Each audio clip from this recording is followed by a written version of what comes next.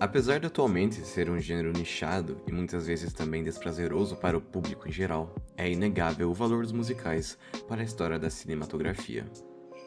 Por serem uma transição mais suave dos palcos teatrais para as telonas, os musicais e obras ainda pautadas em atuações mais exageradas e poéticas foram o cargo-chefe de grandes estúdios durante décadas do início do século XX, pois enxergavam que essas produções, mesmo demandando um maior orçamento de produção, ainda assim continham um retorno mais garantido, pois o público já estava mais familiarizado com o estilo, o que só veio a mudar em torno da década de 30, quando o realismo finalmente chegou ao cinema. Contudo, com toda essa história e carga de tradicionalidade, após a inversão para filmes com atuações mais realistas, os musicais logo acabaram se tornando filmes de categoria B, pois nunca mais ostentaram o mesmo patamar de outras obras, não importando quão bons sejam, pois sempre serão categorizados como musicais. O próprio Oscar é um grande exemplo dessa discriminação como gênero, pois ao longo de um século de premiação, foram pouquíssimos os musicais que saíram vitoriosos como o melhor filme daquele ano, melhor canção, coreografia ou mesmo maquiagem. Ao todo, há um total de 10 musicais que ostentam o prêmio de melhor filme, com o último sendo Chicago, de 2002, o que reafirma ainda mais essa disparidade entre o cinema em prosa e o cinema em verso, pois os grandes dias dos musicais parecem ter ficado para trás já há muito, e ao que tudo indica, com a marvelização do cinema, não retornarão tão cedo. Todos os anos parece haver uma menção honrosa para esse gênero no prêmio do melhor filme, havendo que quase anualmente uma indicação que geralmente não se segue por uma vitória. Na edição de 2022, o representando da vez é Amor Sublime Amor, ou no original em inglês, West Side Story, o remake da versão original da década de 60, que coincidentemente recebeu o prêmio de melhor filme em 1962, além de muitas outras premiações secundárias para sua obra e seus atores. A versão atualizada, dirigida por Steven Spielberg, chega à premiação com a missão de honrar o seu legado e a versão original. Com efeitos especiais, maior orçamento e atuações de maior qualidade, essa versão é um grande aditivo para a anterior, o que, em tese, a colocaria como favorita para receber a premiação. Mas apesar disso, o cinema mudou, e poderia existir ainda algum lugar para um musical no Oscar?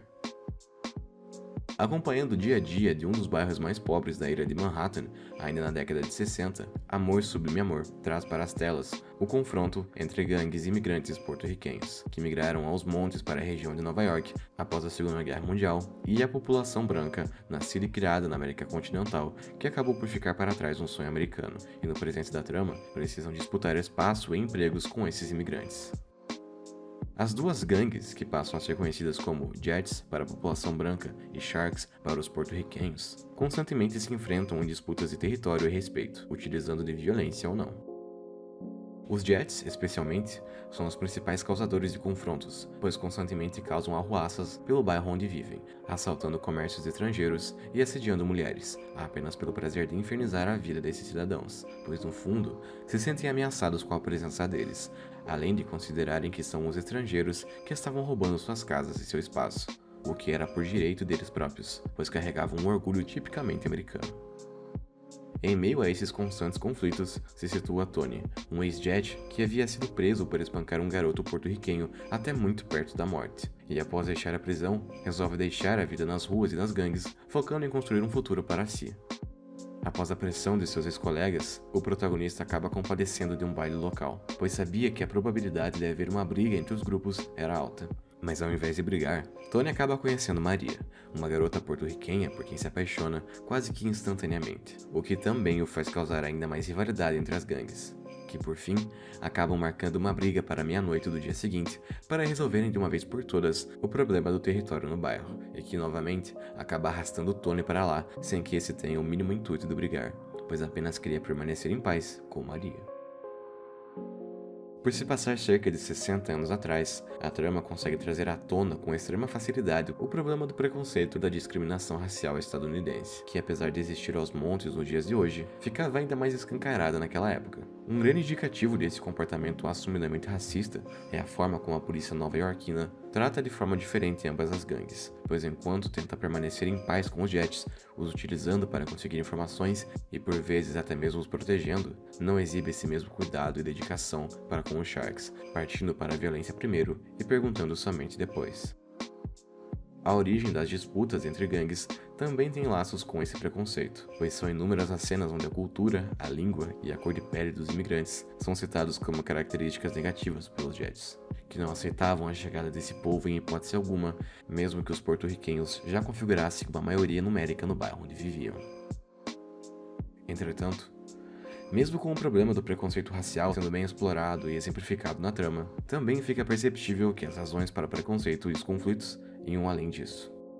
Os Jets, que historicamente eram vistos como quem haviam iniciado as disputas e a violência, utilizavam argumentos de que a cultura hispânica estava infectando a América, mas eles próprios se veem envoltos de inúmeros costumes e atos culturais tipicamente porto-riquenhos, e os praticam mesmo que não percebam.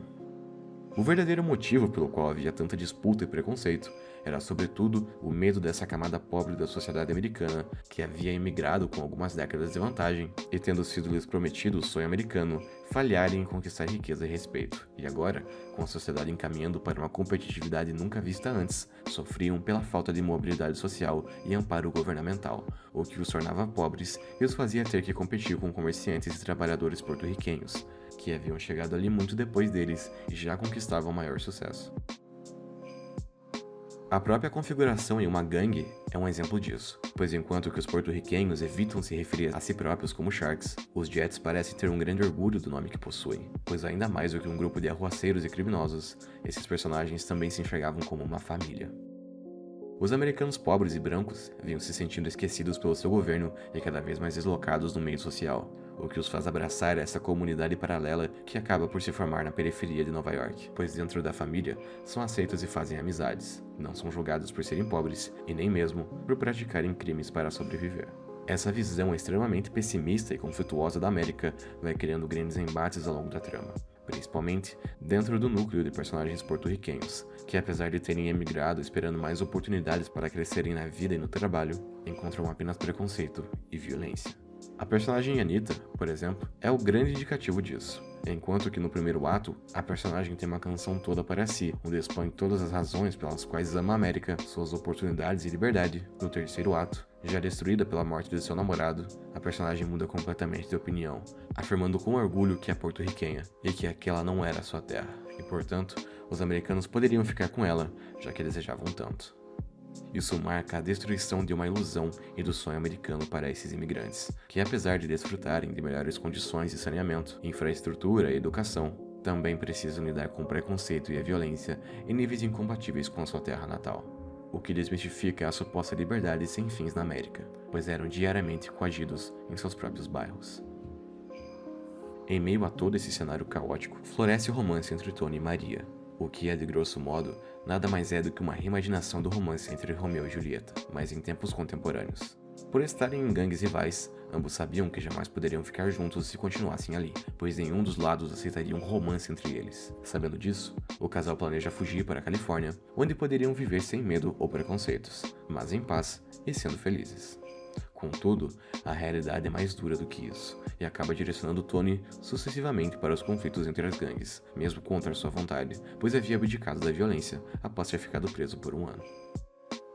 Esse período que passa preso é de suma importância para o personagem, pois muda completamente o seu caráter e opiniões sobre os conflitos entre gangues, pois enquanto configuravam uma parte essencial de si no passado, hoje são vistos como mera perda de tempo por Tony. Ao conhecer Maria, o protagonista ressignifica completamente a sua vida, pois segundo, em suas palavras, deixa de estar à beira de pular um prédio pela culpa e pelo remorso e volta a querer um futuro e ser feliz, mas desde que ao lado dela. Essa mudança de paradigma mostra como pode existir amor mesmo nos cenários mais caóticos, e que o ódio entre esses grupos nada mais era do que uma sucessão de preconceitos sendo perpetuados e meros mal-entendidos, pois a violência não se justificava por si só, e apesar de serem muito diferentes, essas gangues também eram muito parecidas, tendo apenas a ganhar caso se unissem, mas sendo orgulhosas demais para isso. Mesmo tendo uma qualidade inegável no âmbito musical e em suas coreografias, Amor Sublime Amor sofre com uma história já conhecida e, de certa forma, clichê. Apesar de possuir uma ambientação que consegue trazer à tona certos temas atuais e que marcam períodos marcantes da história americana, ainda assim, o romance entre Tony e Maria não sustenta um enredo por si só, encerrando em um final trágico que o tom pessimista da trama já havia indicado. Mesmo sendo cotado como um dos favoritos para o prêmio principal, uma eventual estatueta só mostra como a academia, apesar de tentar transparecer uma ideia de popularização, ainda está amarrada em tradicionalismos. E de quebra, também configuraria uma grande injustiça com obras desse gênero, que não receberam a mesma atenção, como Tic Tic Boom e La La Land, que apenas por não serem clássicos, não foram sequer cogitados para o prêmio principal.